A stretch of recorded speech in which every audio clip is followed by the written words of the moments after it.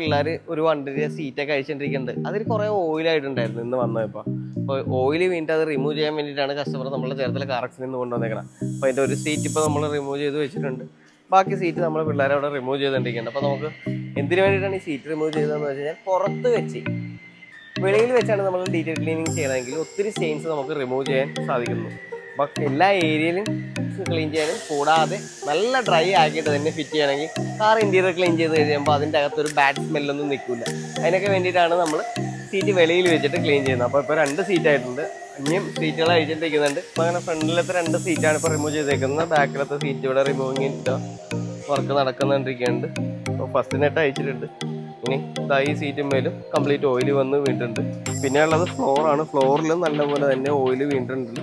അപ്പോൾ അത് full suck ചെയ്തെടുക്കുകയും വേണം നമുക്ക്. ഇൻറ്റീരിയറിൽ ബാക്കി സീറ്റൊക്കെ ചെയ്യുന്ന ടൈമിന് തന്നെ ഡോർ പാഡിലുള്ള വർക്കും കൂടി നമുക്ക് ചെയ്യാം. ഡോർ പാഡ് പോലുള്ള ഏരിയാസിലുള്ള ക്ലീനിങ് വർക്കും ആ ടൈമിന് തന്നെ നടക്കുന്നുണ്ട്. നമുക്ക് ഒരു ദിവസമാണ് ഇൻറ്റീരിയർ ക്ലീനിങ്ങിന് ആപ്പാടെ ഉള്ളത്. അപ്പോൾ ഒരു ദിവസം കൊണ്ട് തന്നെ നമ്മൾ ഈ വാഹനം കംപ്ലീറ്റ് ചെയ്ത് കൊടുക്കാനുള്ളതാണ്.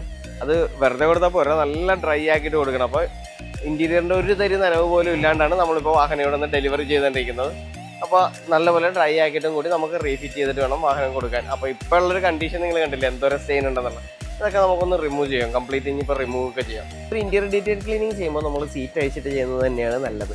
കാരണം സീറ്റ് ഇരിക്കെ ചെയ്ത് നമ്മൾ ക്ലീൻ ചെയ്യുവാണെങ്കിൽ ഒത്തിരി പോർഷൻസിൽ നമുക്ക് കംപ്ലീറ്റ്ലി ക്ലീൻ ചെയ്യാൻ സാധിക്കുന്നതല്ല.